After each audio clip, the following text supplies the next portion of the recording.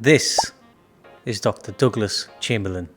This is the man that made paramedics what they are today.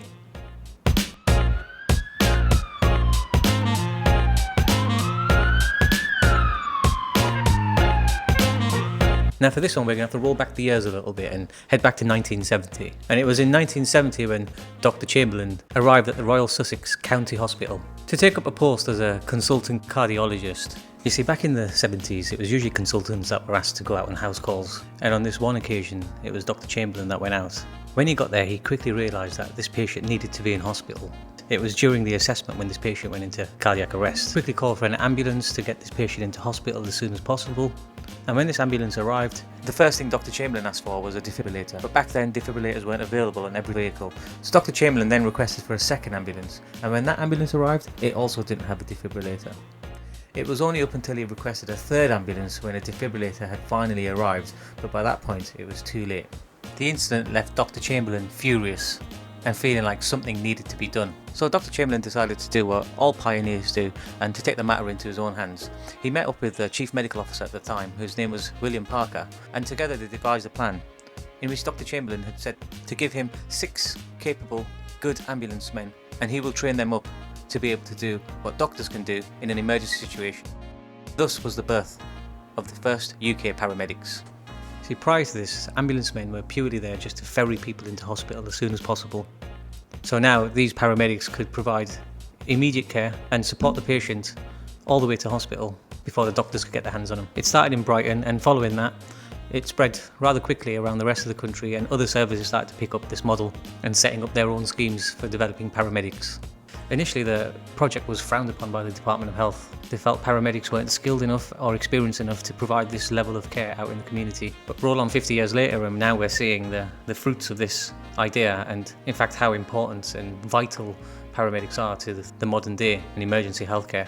And Dr. Chamberlain back then had this vision, could see a huge potential in training clinicians up with resuscitation skills and life support skills. And he presented all of this at a conference and managed to twist their arm into supporting the idea. Shortly after this, preparations then began to make this entire national service.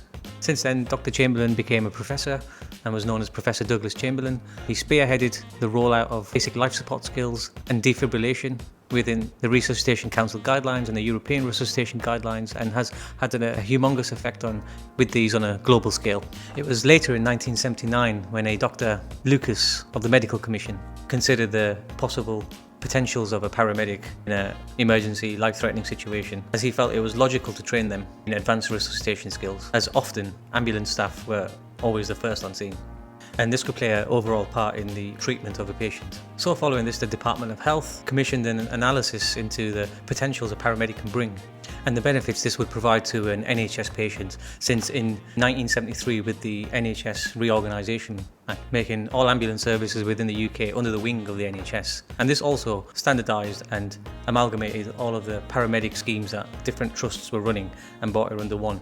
Following this commissioning, the University of York were the first to bring out some good positive results, published a report with an analysis of their findings, and the results were found to be highly compelling. And following this article, a general acceptance of the paramedic role and a recognition of the benefits that they bring to a pre-hospital emergency situation was starting to become a lot more recognised. And then the following year, in 1985, the Department of Health established a UK-wide pilot scheme, which was under the leadership of Roland Ferber, who ensured that was adopted by all UK ambulance services. And this scheme basically brought together all of the paramedic schemes from each individual service and trust and created a standardised package of training taught by regional trusts, ambulance training schools and local hospitals. In 1989 to 1990 there was the National Ambulance Dispute, and what came from that was that there was a huge national shortage for highly skilled pre-hospital clinicians and a huge need for paramedics and paramedic training schemes. And of course a recognition of a formal payment for the extended scope of practice paramedics were now practicing under. And it was in the early 90s when universities and ambulance services came together and decided to make paramedic programs and paramedic degrees in collaboration with each other. It was then in 1999 that the paramedic profession was registered with the Council of Professionals Supplementary to Medicine, shortly succeeded by the Healthcare Professionals Council. This made the paramedic profession the 12th group of healthcare workers that were registered as allied health professionals. This was a very important step for the paramedic profession because it created a need for further professionalism and increased the minimum standard of education that was required before stepping into this role. In 2000, only a year later, the British Paramedic Association was established as the first professional body for paramedics, and it began collaborative work in developing reference points which enable the profession to move forward in its development. Also in that same year, the Joint Royal College's Ambulance Liaison Committee, collaborating with the now Professor Chamberlain, developed the Practitioner in Emergency Care role, the PEC.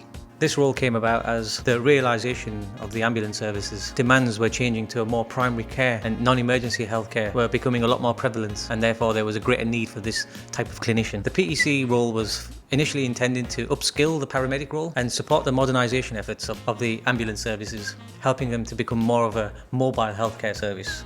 And these PEC clinicians, they had further development in patient assessment, history taking, clinical decision making and advanced pharmacology. In 2003, the government published a list of the 10 key roles of an allied health professional.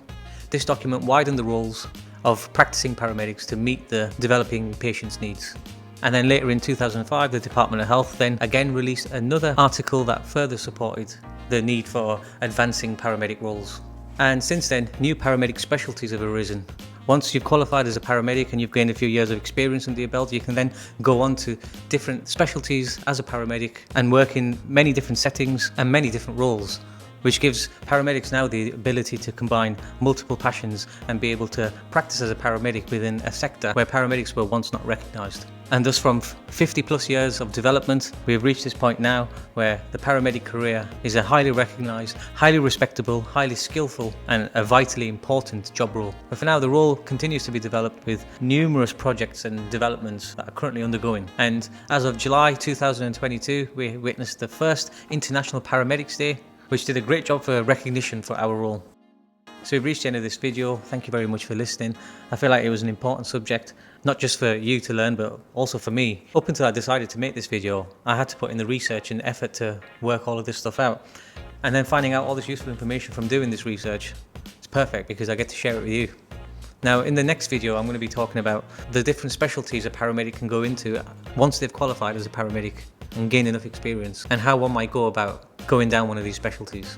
One thing I've learned for certain, especially over the last few years and working throughout the pandemic did an absolute wonder for the paramedic role, as it opened loads of back doors for paramedics to shine and show their skills and their worth. And this added a lot of value to the paramedic role. It showed many different employers, different governing bodies and sectors how useful a paramedic can be. And thus since then, the paramedic role has been boosted to unseen heights. And as for the paramedic profession, quite clearly, the future seems to be an exciting prospect. Thank you very much for listening. Now on to the next one.